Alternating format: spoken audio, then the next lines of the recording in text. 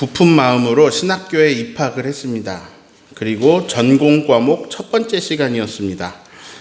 교수님은 선배님들이 정말 마음속 깊은 곳에서 진심으로 우러나서 추천하고 칭찬하고 박수치면서 그렇게 꼭 들어보라고 그런 수업으로 추천해 주신 김경재 교수님이셨습니다. 그래서 저의 기대감은 더욱 커졌습니다. 첫 시간에 교수님이 칠판에 이렇게 적었습니다. 삶은 만남이다. 저는 이제 고개는 끄덕이고 있으면서도, 그리고 하시는 말씀, 수업 내용에 모두 동의하면서도 조금 실망했습니다. 제가 기대하던 게 아니었습니다. 저는 이제 신학교의 전공 수업이니까 성경에 대해서 풀어주셨으면 좋겠다라는 기대감을 갖고 있었어요. 그런데 교수님의 수업 내용이 철학을 듣는 느낌이었습니다. 이 첫 수업은요, 대단했습니다. 근데 이 내용이 너무 대단해서 저같이 배움이 짧고 생각이 짧았던, 이제 갓 고등학교를 졸업한 저에게는 이게 오히려 별로 와닿지 않는, 그런 남는 게 없는 것 같은 것으로 느껴졌습니다. 그런데 학년이 올라갈수록 또 대학원에 진학을 하고 또 졸업을 하고 전도사 준목 목사가 되고 세월이 흐르면서 그 수업들이 계속 생각이 나요. 그게 엄청난 시간들이었음을 깨닫습니다. 그리고 특히 그 첫 수업이 엄청난 시간이었고요. 제가 아직도 기억하고 있잖아요. 그 내용은 사실 성경에 대한 아주 깊은 이해들이 녹아있는 내용으로 되게 가득한 시간이었다는 걸 알게 되었습니다. 삶은 만남인데요. 그렇게 김경재 교수님을 만난 게 저에게는 은혜였고 은총이었습니다. 그분의 한마디 한마디 안에 담긴 깊이를 가늠할 수가 없어요. 지금도 그래요. 그분은 아주 커다란 산과 같이 저에게 느껴졌습니다. 저는 그 앞에 돌멩이 같았습니다. 근데 그 돌멩이가 그 산을 보면서 항상 기뻐하는 거예요. 와, 우리 크신 선생님이 계셔서 너무 좋다. 저는 좋은 선생님을 만났습니다. 그리고 그 선생님 만나고 나서 이런 생각을 하게 됐습니다. 와, 우리 선생님도 이런 깊이 있는 말씀을 하시는데 예수님 말씀엔 얼마나 내가 모르는 깊이의 세계가 있을까? 그런 생각을 했습니다. 저는 가끔 혼자 예수님의 말씀 속에 그 말씀 속에 담긴 세계로 혼자 여행을 떠납니다. 그런데 아는 만큼 보이는 게 좀 아쉬워요. 아는 만큼 보이잖아요. 그러니까 맨날 그 마당 정도만 돌아다니다가 그 마당만 밟고 옵니다. 아주 깊이 있는 깊이까지 들어가지를 못해요. 제가 수준이 낮아서. 그래서 저는 그게 조금 아쉽습니다. 하지만 그 마당마저도 저에게는 너무 엄청나서 늘 예수님 말씀에 압도당합니다. 그래서 예수님 말씀을 묵상하는 여행은 저에게 참 즐거운 일입니다. 삶에서 제일 중요한 거는요, 만남인데요. 가족들을 포함해서요, 여러분 주변에 같이 지내고 있는 분들을 생각해 보세요. 주변에서 자주 만나는 분들을 생각해 보세요. 그분들이 여러분의 삶에 굉장히 많은 부분을 차지하고 있습니다. 네. 사람은 혼자 존재하지 못합니다. 사회 속에서, 타인들 속에서 자신을 규정해 나가는 거예요. 제가 이번 휴가 기간에 일본에 다녀왔어요. 거기서 일본 사람들 사이에 있었습니다. 자, 그 속에서 저를 규정하면 저는 관광객입니다. 그리고 지금 이 자리에서 여러분들 사이에서 저를 규정할 때 저는 목사입니다. 자, 둘 다 임동철이죠. 둘 다 임종철이지만 누구를 만나고 있는가에 따라서 내 삶은 달라집니다. 그래서 삶에서 가장 중요한 것은 만남입니다. 삶을 결정하고 있는 것도 만남입니다. 자, 누군가를 만나느냐가 내 인생에서 제일 중요한 건데요. 그래서 인생에 가장 큰 복이 있다면 하나님을 만나는 것입니다. 네. 삼위일체 하나님을 만나는 것이 가장 큰 복입니다. 자신할 수 있어요. 근데 사실 명확하게 말씀드리면 모든 사람은 하나님을 만나고 있습니다. 더 정확하게 말하면 모든 사람은 하나님 안에 있습니다. 왜냐면요, 하나님에게서 벗어날 방법은 없습니다. 사람들은요, 태양계도 못 벗어나요. 심지어 이 조그만 지구도 못 벗어납니다. 하나님은 온 우주보다 크신 분이에요. 하나님을 벗어날 방법은 없습니다. 그런 건 없어요. 그러나 하나님 안에 살면서 하나님을 모르고 살 수는 있습니다. 그분의 사랑을 모르고 사는 것은 가능합니다. 그래서 가장 큰 복은요, 하나님을 아는 것이에요. 네. 하나님 안에서 하나님의 사랑을 느끼면서 하나님의 사랑을 누리면서 오늘도 부어주시고 쏟아 부어주시는 그 사랑을 누리면서 그 사랑을 믿으면서 살아가는 게 가장 큰 복입니다. 네. 자, 사람의 인생에서 가장 중요한 게 만남이라 그랬는데요. 특히 누구를 잘 만나야 하느냐? 지도자를 잘 만나야 합니다. 왜냐하면 웬만한 건 지도자가 원하는 방향으로 많이 가거든요. 네. 자, 우리 딸을 피겨 스케이트를 가르치고 싶어요. 그러면 어떤 선생님이 좋을까요? 1번 김연아, 2번 허은지. 김연아 님이 더 좋겠죠? 허은지 선생님은 수학계에서 굉장히 좋은 선생님입니다. 근데 피겨는 잘 몰라요. 즉 수학을 꿈꾸는 사람은 허은지 선생님을 만나면 인생이 달라질 수 있고요. 피겨를 꿈꾸는 사람은 또 좋은 피겨 선생님을 만나야 하는 거죠. 여러분이 만약에 택시를 타는데 택시 기사님이 눈이 좀 피로해가지고 제가 30분만 좀 눈을 감고 운전을 할게요. 이렇게 하면 여러분 그 택시 타시겠습니까? 아무도 안 타겠죠? 39절을 같이 읽습니다. 또 비유로 말씀하시되 맹인이 맹인을 인도할 수 있겠느냐? 우리 다 구덩이에 빠지지 아니하겠느냐? 자, 인도자를 잘못 만나면요, 둘 다 구덩이에 빠지게 됩니다. 정말 만남이 중요해요. 자, 다양한 분야의 인도자들이 있을 거예요. 그런 안내자, 그런 인도자, 그런 지도자를 잘 만나야 됩니다. 우리가 살아가면서요, 대통령 잘 만나야 되고요. 제주도민은 도지사도 잘 만나야 되고요. 그래서 투표를 잘해야 됩니다. 그리고 삶에 있어서 정말 중요한 만남은 아주 큰 비중이에요. 종교 지도자를 잘 만나야 돼요. 지금 시대에서는요, 목사님을 잘 만나야 돼요. 이것이 삶에 아주 큰 비중을 차지합니다. 예수님이 볼 때 그 당시에 인도자들, 이 지도자들이 문제가 많았어요. 그래서 그들은요, 남의 눈에 있는 티는 잘 봤어요. 그런데 자기 눈에 있는 들보를 못 보는 거예요. 자, 바리새인들, 서기관들, 율법학자들, 그들은 백성들을 바른 곳으로 인도하고 있지 않았어요. 자기들이 맹인이면서 백성들을 정죄하고 있었습니다. 42절을 읽습니다. 너는 내 눈 속에 있는 들보를 보지 못하면서 어찌하여 형제에게 말하기를 형제여 나로 내 눈 속에 있는 티를 빼라 하라 할 수 있겠느냐? 외식하는 자여 먼저 내 눈 속에서 들보를 빼라. 그 후에야 네가 밝히 보고 형제의 눈 속에 있는 티를 빼리라. 자, 그런데 교회로 말하면 일반 성도님들이 이 당시에 백성들이 이 좋은 리더를 어떻게 합니까? 좋은 지도자인지 어떻게 알아요? 자, 여러분 만약에 여러분의 여호와의 증인이 여러분을 찾아오고 신천지가 찾아오고 어느 선교단체가 찾아오고 어느 이상한 교단의 목사님이 찾아오고 그럴 때 그분들이 자기의 소속을 밝히지 않으면 그럼 잘 분별할 수 있나요? 내가 그냥 사람을 보고 자, 뭘 보고 알 수 있을까요? 뭘 보고 이 사람이 자, 따라합니다. 좋은 나무는 좋은 열매를 맺는다. 43절 읽습니다.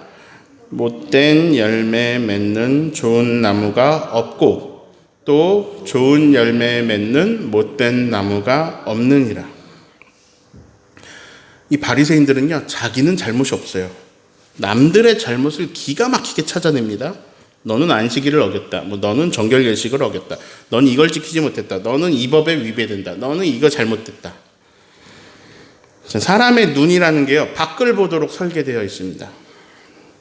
남은 보이지만 자기는 보이지 않아요.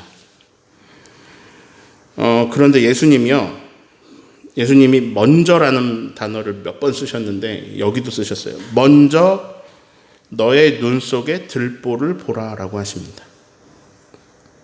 나를 어떻게 보죠? 거울을 봐야 내가 보입니다. 바리새인들은요, 율법을 가지고 남에게 적용했습니다. 이 사람은 뭐를 어겼고, 이 사람은 뭘 어겼고, 이 사람은 뭐가 잘못됐고. 근데 말씀은요, 남을 먼저 비추라고 주신 게 아니라는 말이에요. 말씀은 나를 비추라고 주신 거예요.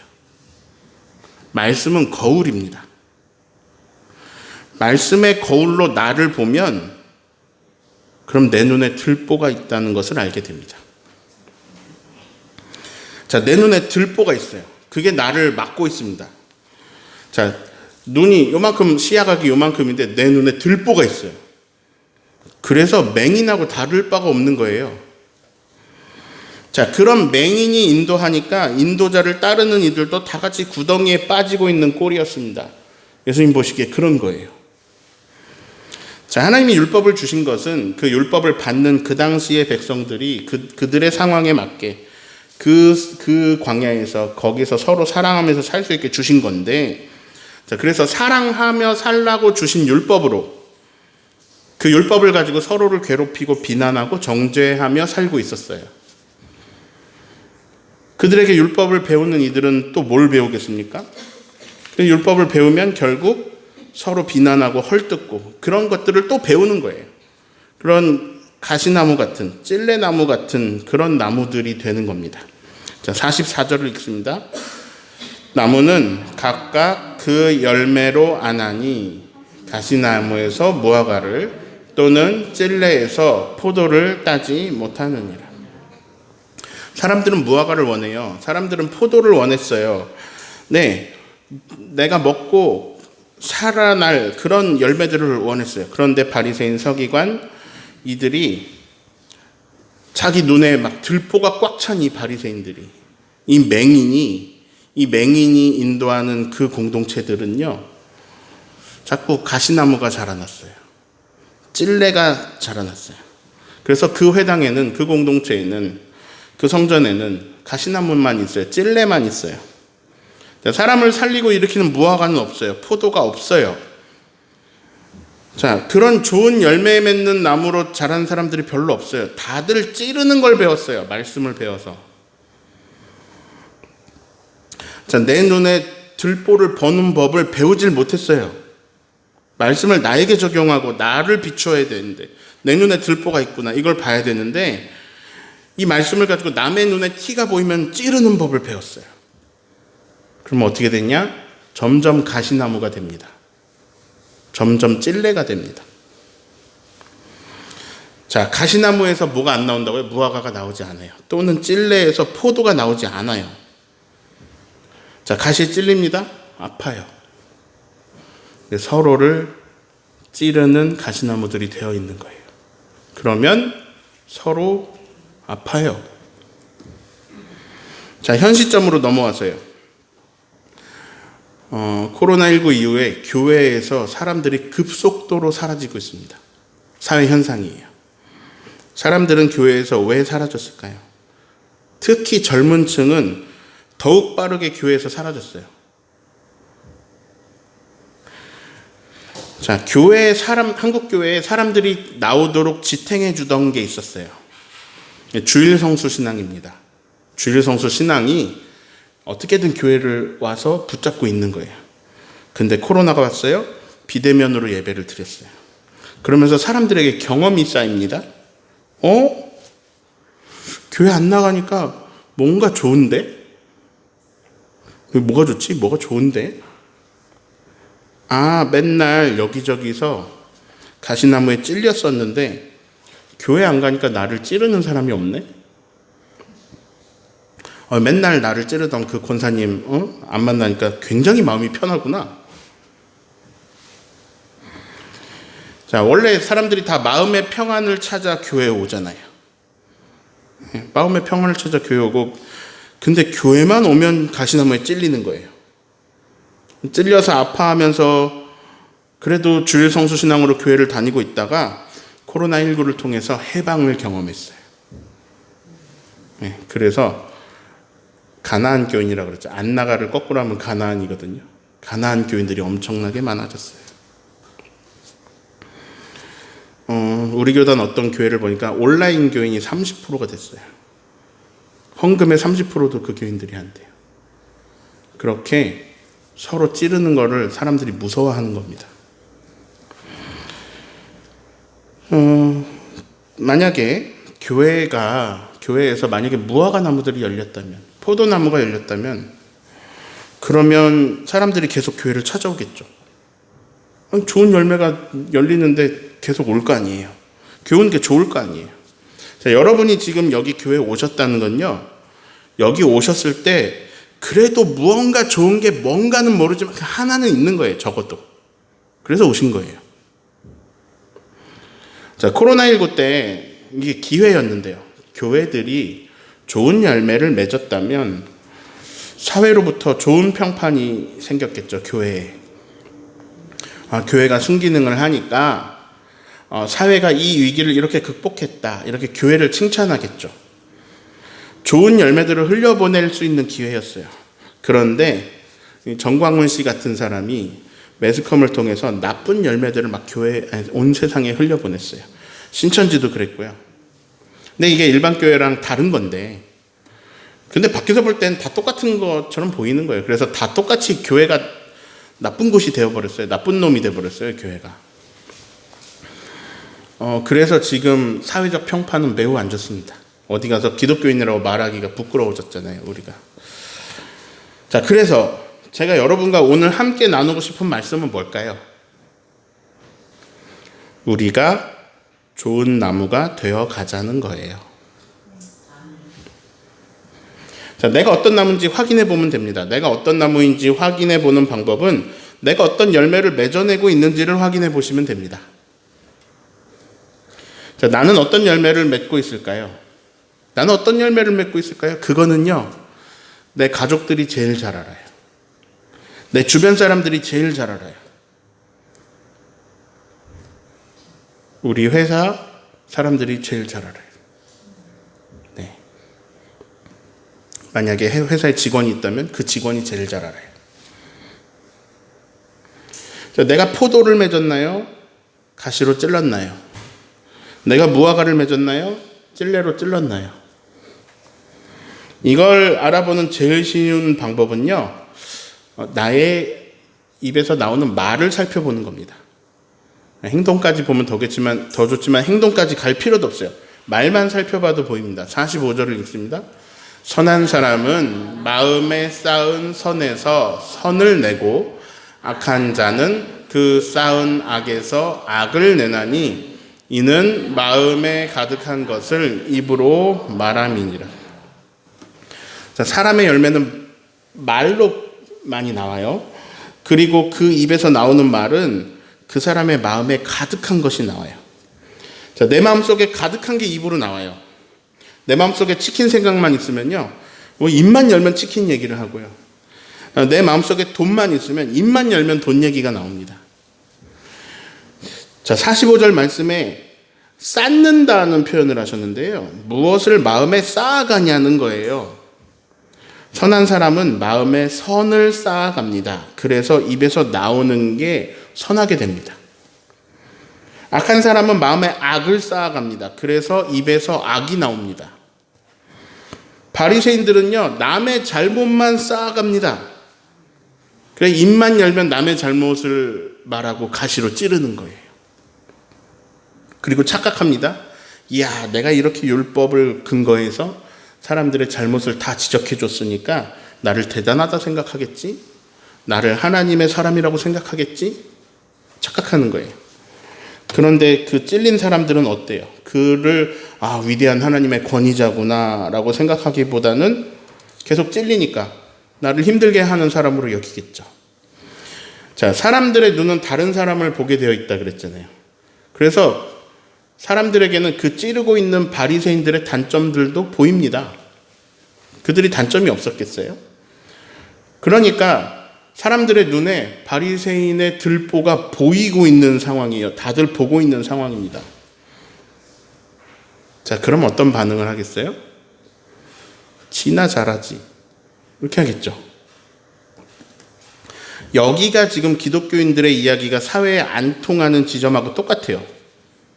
너나 잘하세요. 아이고, 당신이나 잘 믿으세요. 그게 뭐냐면 좋은 열매를 못 맺었다는 얘기입니다. 한국 기독교가 이런 소리를 듣고 있습니다. 이런 안 좋은 평판을 바꾸려면 어떻게 해야 될까요? 답은 정해져 있어요. 가시나무를 걷어내고 무화과 나무를 심으면 됩니다. 찔레를 걷어내고 포도를 심으면 됩니다. 우리가 악한 것을 마음에 쌓아가는 것이 아니라 선한 것을 마음에 쌓아가야 합니다. 내가 하나님의 사랑을 내 안에 쌓아가야 합니다. 어느새 내 말에서 막 넘어뜨리고 상처 주는 이야기가, 그 이야기가 줄어들고 있고 일으키고 살리는 이야기가 늘어나고 있다면 그러면 희망이 있는 거예요. 나무가 바뀌고 있는 거예요. 자, 그러기 위해서는 훈계의 말씀은 나에게 적용해야 됩니다. 말씀은 나를 비추는 거울입니다. 내 눈에 들보를 먼저 보고 그걸 먼저 빼야 됩니다. 그리고 나서 내 마음에 선한 것을 쌓아가야 합니다. 오늘도 우리는 하나님의 무조건적인 사랑을 받고 있어요. 쏟아져 내려요. 우리는 그것을 받고 있어요. 만약에 그 사랑을 내 마음에 쌓을 수 있다면 나는 좋은 나무가 될 수 있습니다. 네. 자, 그 사랑이 우리 마음에 쌓이면 우리는 다른 사람을 살려내는 좋은 포도 같은 열매를 맺어내기 시작합니다. 힘을 주고 용기를 주는 말들이요, 막 우리 입술에서 나오기 시작합니다. 이게 되게 어색해갖고 잘 안 나와요. 근데 좋은 것을 쌓으면 좋은 것이 나와요. 자, 내가 좋은 열매 맺는 방법은 내가 좋은 나무가 되는 겁니다. 근데 좋은 나무가 되는 방법은 내 마음에 좋은 것을 쌓는 것입니다. 삶은 만남인데요. 삼위일체 하나님을 인격적으로 만나고 깨닫는 사람들은, 정말로 하나님을 인격적으로 만나고 깨닫는 사람들은요, 선한 것을 쌓기 시작합니다. 믿음은 사랑을 쌓는 일입니다. 사랑을 쌓기 시작합니다. 이제 우리를 만나는 사람은요, 그래서 우리가 맺어내는 그 사랑의 열매를 먹습니다. 우리가 이런 사람이 되었으면 좋겠습니다. 와, 내 인생에서 저 사람을 만나서 다행이다. 저 사람을 만나서 감사하다. 저 사람 만나서 괴롭다. 저 사람을 만난 게 너무 후회된다. 이런 사람이 되면 얼마나 아쉬워요. 네, 한 번밖에 없는 인생인데 내 열매가 그러하면 얼마나 아쉬워요. 만약에 그러해 왔다면 지금부터라도 마음에 좋은 것들을 쌓아가야 합니다. 자, 삶은 만남인데요. 임종철이라는 목사는 주영광교회를 만난 것이 복입니다. 저는 이 교회에 처음 부임해서 그런 생각을 했어요. 하나님이 목사가 초보니까 목회 난이도 최하의 교회를 만나게 하셨구나. 제가 그런 생각을 했어요.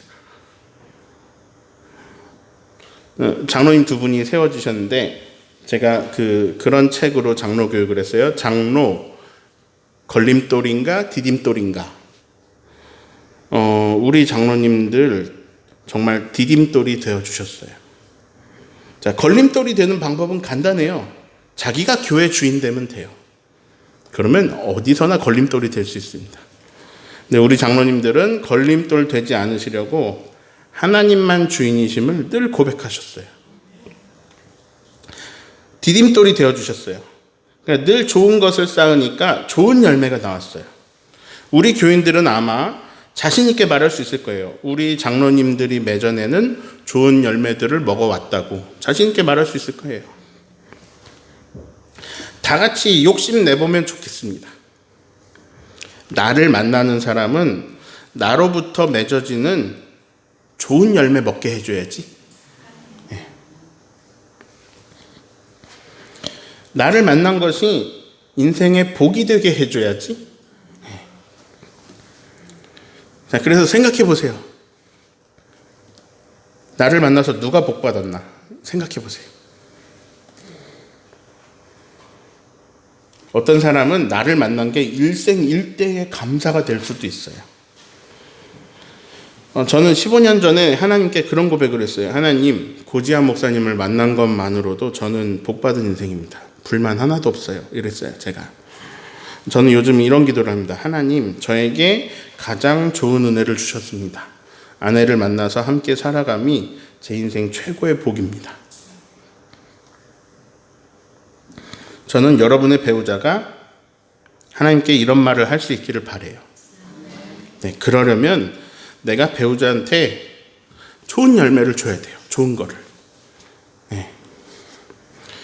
자, 마찬가지입니다. 주영광교회에서는요, 목사인 제가 좋은 열매를 맺어야 됩니다. 그래서 그래야 교인들이 이렇게 기도하죠. 하나님, 임종철 목사님을 만난 것이 저에게 복입니다. 저는 그런 기도 했으면 좋겠어요. 그러려면 제가 잘해야 돼요. 목사님도 저를 만난 게 복이 되도록 제가 좋은 나무 되게 해주세요. 저는 그런 기도 했으면 좋겠습니다. 네. 그렇게 좋은 것을 쌓았으면 좋겠습니다.